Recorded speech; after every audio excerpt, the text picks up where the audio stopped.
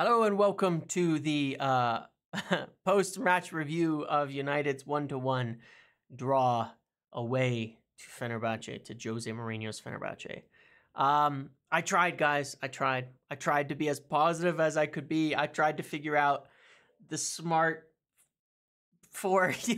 big plan that was going to work, that was going to get our attackers involved. That was the reason for starting Mazraoui at the 10.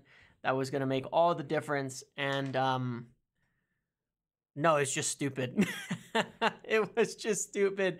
There was no big brain play. There was nothing. It was just stupid.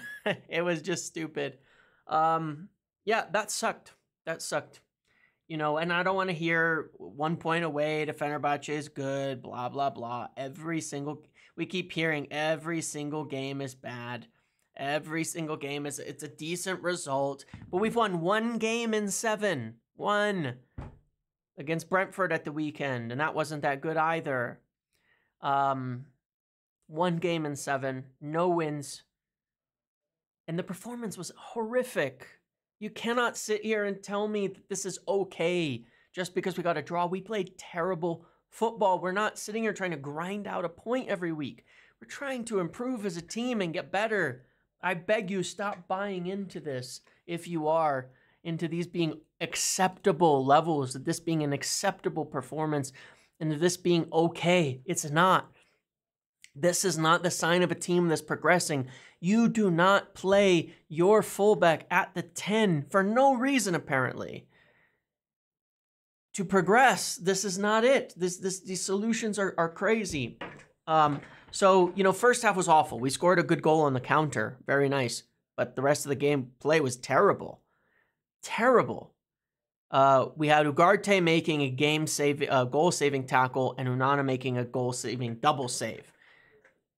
Or we would have been down 2-1 in the first half, easily. We played terrible there.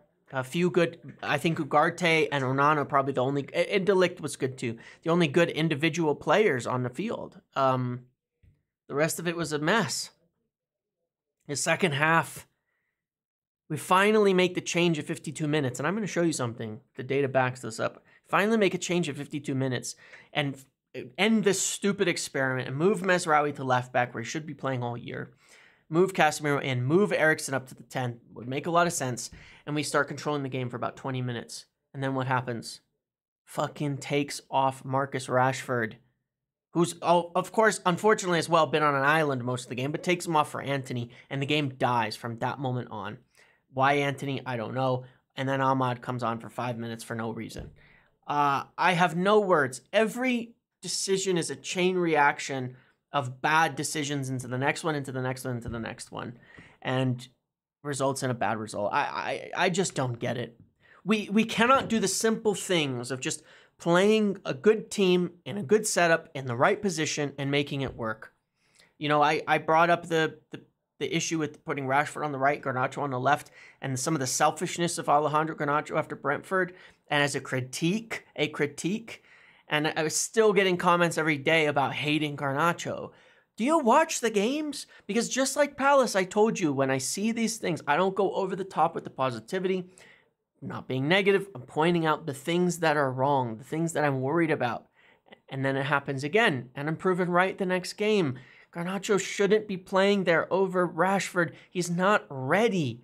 He's a good impact player who should come on as a substitute. He's too selfish. He does not look for the pass. Head down, shoots way too many times. It's not good for the team. And if we didn't have Rashford, fine, let him continue to play there. But somebody's got to say, hey, stop playing like this. Look for your teammates. Pick your head up. Look for the pass. All of that. But even worse is that it's pushing Rashford out to an island, to where he barely gets involved in the play at all game, and doesn't get to shoot, doesn't get to get near the goal, doesn't get to do anything. It's pointless to put your best scorers out there and then wonder why you can't score. It's exactly what my concern was about Brentford, was that the individual things that occurred in that brief stretch cover up for the problems that we see. I have no idea what happened to Amad Diallo with Ten Hag. I have no idea what happened. But let's look, and I will show you with the data these types of things. You know, so first half, 61% possession for Fenerbahce to 39% for us. You know, I'm surprised this is even higher, but two big chances. You know, look at the shots that they get. Look at all of these. You know, and then look at where ours are. Garnacho, Mazraoui. Like, why? Garnacho. You know, Ugarte takes a bad one. Why do we do this, man? Look at the positioning of their shooting and the waste. The absolute waste from us that we just continue to do every single game. First half, they were much better, even though we were in the lead. Second half, we were a bit better. And we had a little bit more possession. On the whole, slightly under possession, pretty even on expected chances, but 3 big chances to 1. Frustrating. This team shape is nonsensical because of the whole Mazraoui thing. It didn't really make any sense at all. It made more sense here once you start to make the subs, but just nonsensical. Mazraoui's not a 10. I have no idea what he was thinking. This was terrible. He was lost the whole first half. You know, lost the whole first half. I thought Ugarte was great. Game-saving tackle, goal-saving tackle, which essentially game-saving tackle. Goal-saving tackle, 88% passing, good in possession, tenacious, a lot of defensive work. Yeah, he gets dribbled past here and there, but overall his tenacity was key. He was marking Fred the whole game. I thought Fred was good, did what he always does. But look, Ugarte, you know, dispossessing him a lot, forcing him into more errors. And Ugarte kept the ball. You know, he kept the ball well in possession, 88% passing, only 6 possessions lost is very, very good out of a player. Eriksson, I thought, was more, you know, he scored the goal. I thought he was actually very poor in the first half, leading us to conceding a lot more chances. When he was shifted higher, we did better. Shocker. Christian Eriksson, when he's deeper off the ball, causes a lot of concern. When you move him higher up the pitch, you get more of his positives, less of the negatives. That should be fucking obvious, but apparently it's not. Rashford on an island. I mean, just on an island. I don't know what else to say about why we keep doing this. It's pointless. He's so far away from the game.